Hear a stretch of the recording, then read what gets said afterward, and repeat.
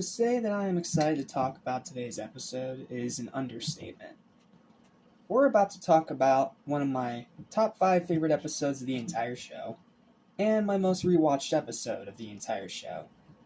I have rewatched this episode so many times it's pretty much burned into my brain. And I have no problem with that because this episode's amazing and we're going to talk about why. Yes, there's going to be a little bit of bias. I know not everyone's going to agree with this review, but this is my personal opinion, and in my personal opinion, this is one of the best episodes of the entire show. So, let's talk about it, shall we?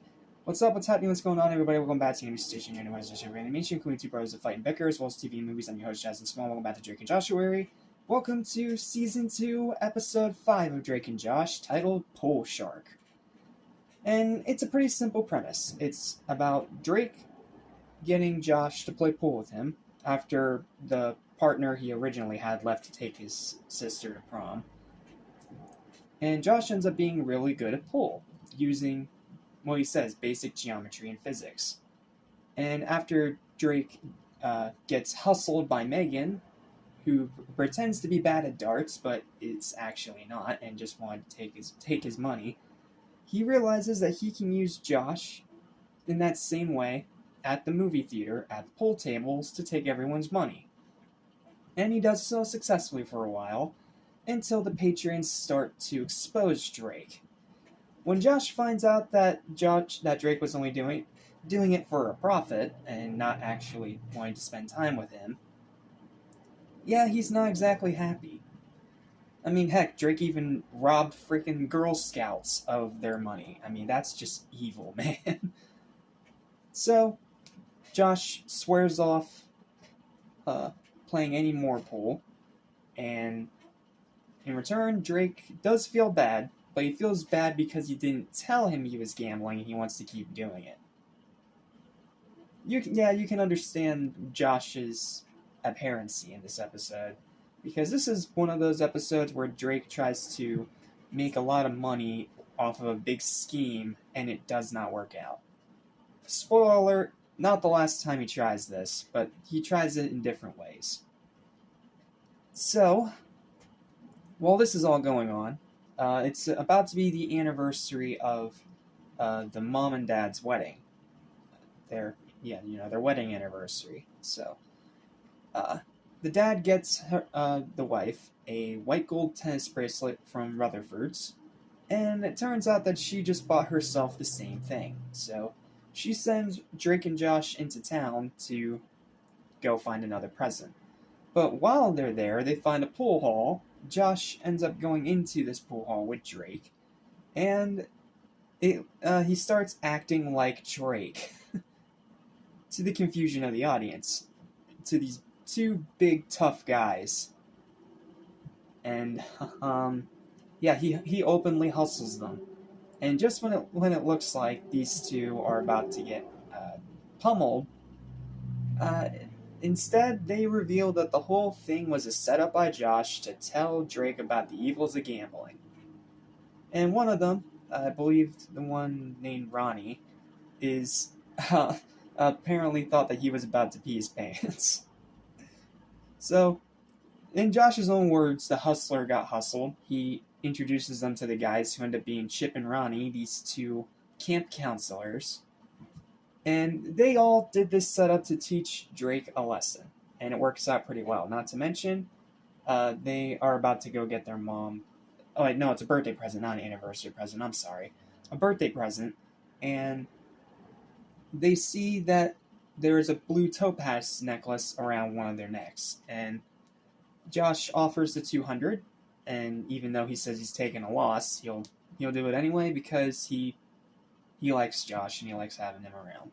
So, in the words of Chip, they're just helping out their favorite little camper. And then, as the episode ends, they have one more laugh at Drake's expense before Drake pulls Josh out of the pool.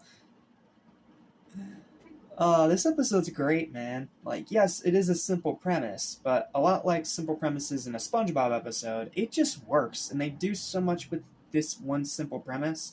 It helps the story stay focused, and the humor is fantastic. I love the humor in this episode. It's ridiculously funny. pretty much like the majority of the show, but this is definitely one of the funniest. And I especially love that third act twist that I didn't even see coming when I first watched it. So, yeah. I mean, if you're a seasoned vet who's seen shows like this before, maybe you'd be able to figure out the twist pretty quick, especially with Josh acting the way that he does. But if you can't, it's actually a really good twist. And regardless, it is really well set up, and it wraps the episode up very nicely. So, I said everything I can about the episode. Let's get into my final thoughts. I hope you enjoy. One of my personal favorites and my most rewatched episode of the entire series. This one just gets better and better every time I watch it. Josh playing pool is a lot of fun, and it would not surprise me if the actual Josh Peck did this in real life. Drake's betting is funny, especially when it turns out that's Megan that gave him the idea. The big reveal is well handled. The jokes are absolutely hilarious, like, "I'm just a man!" I quote that line way too much to count. The final act is superb and wraps everything up perfectly. The pool hall is a really cool one-time only setting that adds more to the world building. The dialogue is absolutely phenomenal. It's so witty, it's so sharp, and it's so just well done, man. And Drake continues his great character development from previous episodes. Sure, some people might find it repetitious with how many times they're just playing pool, because there's at least 3 pool montages in the episode. So, I can see why some people would find that repetitious. But I honestly don't care because I only love this episode more and more every time I decide to rewatch it. Memorable, quotable, sharp, witty, funny, and very well written, is easily among my top 5 of the entire series. Very, very highly recommended if you haven't seen it. Also, if you're a pool enthusiast, I think you'll like it too. So, there's also that. Final verdict for this episode's an easy and first of season 2, 10 out of 10. Bias, I don't care, this episode's fantastic, and I pretty much have no gripes with it. It may be a little repetitious, but it does what it can with that repetition, and does it to great effect, and it sells a great simple story that keeps it focused, and the humor is amazing. Yeah, I literally have nothing else to say about that, so thank you guys so much for watching, and I'll see you in the next review.